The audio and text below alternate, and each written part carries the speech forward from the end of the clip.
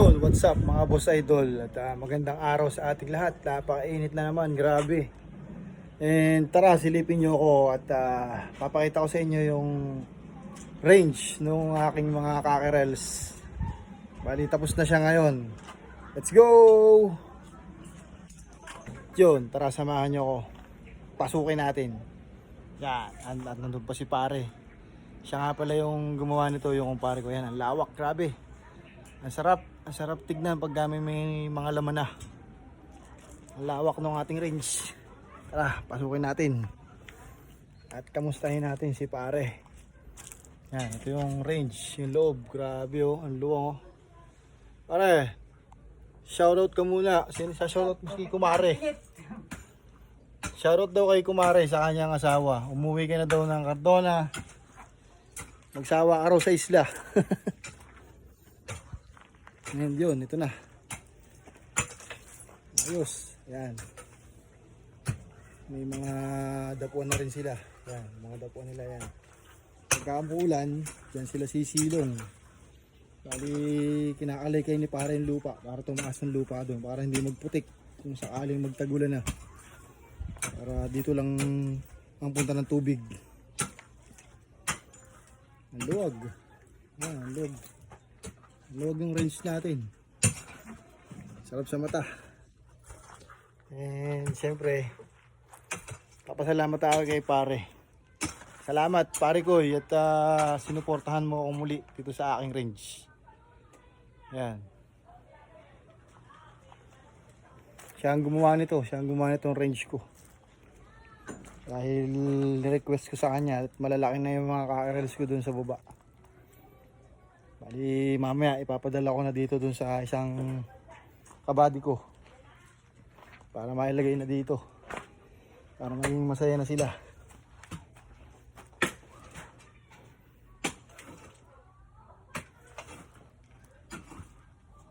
Hindi na sila makakalabas dito. Pag pumasok sila dito, makakalabas sila dito pag malaki na sila. Pag mga 5 to 6 months yan. Hanggang maaari mga 6.5 months bago ko sila i-harvest para talagang magulang na. Para magulang na talaga sila. Para malakas yung mga katawan nila pagka hinarvest ko at na-record na. Yan. Siguro kakarga dito siguro mga 50 ang kakerels. Kasi dito. Ganda, pwedeng tambayan, pwedeng mag-inom dito sa loob. Na pare? Pwede tayong uminom dito, no? Pwede. Pwedeng tumagay dito, kaso mahahagad ako ni girl yan. Baka hindi na ako papuntahin dito sa aking backyard. Pag naglasing-lasing ako rito, pag nagmaoy-maoy ako dito. Masok sa ano, President.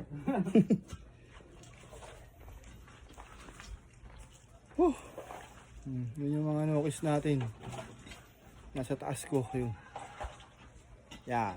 Yung mga nokis natin nasa taas.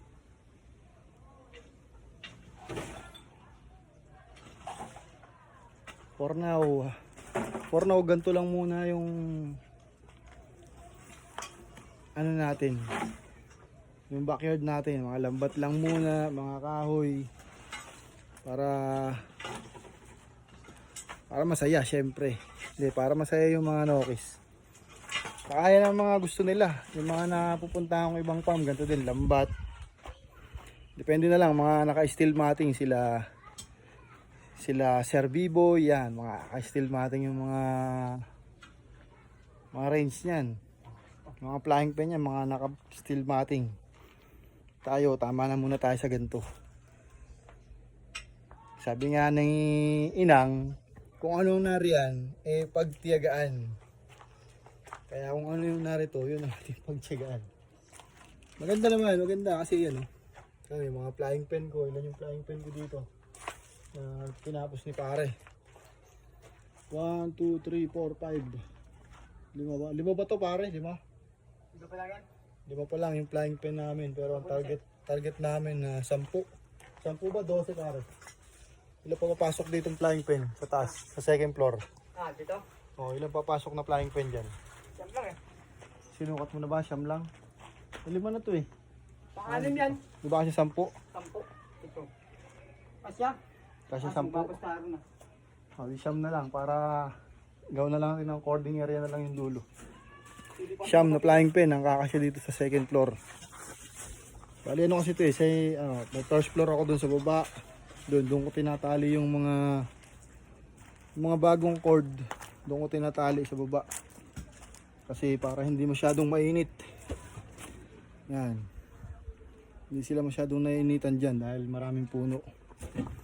Kasi pag binigla ko sila ng tali dun sa taas, baka mamatay. Dahil napakainit dun sa taas, sa third floor. Fourth floor na pala yun. Kasi nakaano tong lupa dito eh. Dito sa mini farm ko.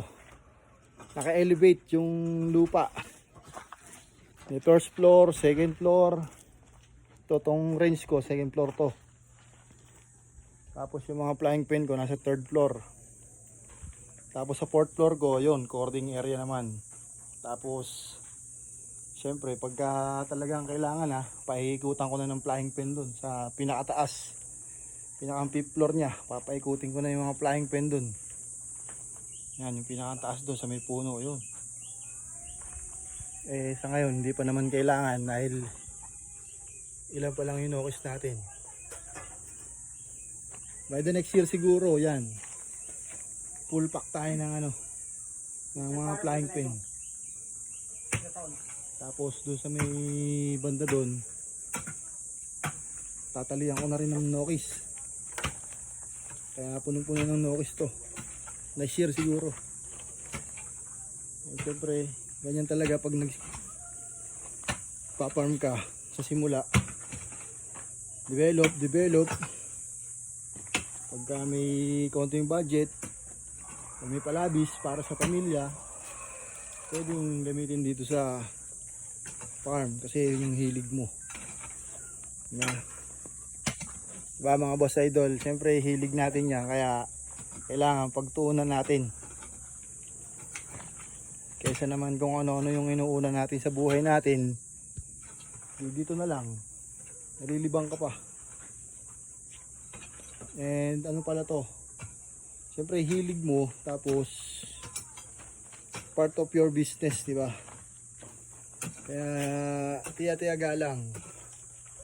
One day makakamit din natin yung gusto nating mangyari sa ating farm. Malay natin hanggang doon sa may tuktok ng bundok, di ba? Malay lang natin mapuno natin ng nokis hanggang doon sa pinakantaas pa. Tapos si pare ang aking pare, ikaw yung magiging ko, yung ano bang tawag doon? Farm manager. Ikaw yung magiging farm manager ko. Siyempre ikaw yung lagi kong kasama dito eh. Di ba? Kasama kita sa pag-develop ng farm. Yung mga flying pens ko. Tapos yung mga yung mga TP. Kaya pag nangyari yun, di kasama kita, di ba? So paano, hanggang dito lang mga boss idol. I-update ko na lang ulit kayo kapag naisampa ko na dito yung mga Clements Gray. Dahil gustong gusto nila lang alpasan ko sila dito. Hanggang dito na lang mga boss idol. Let's go!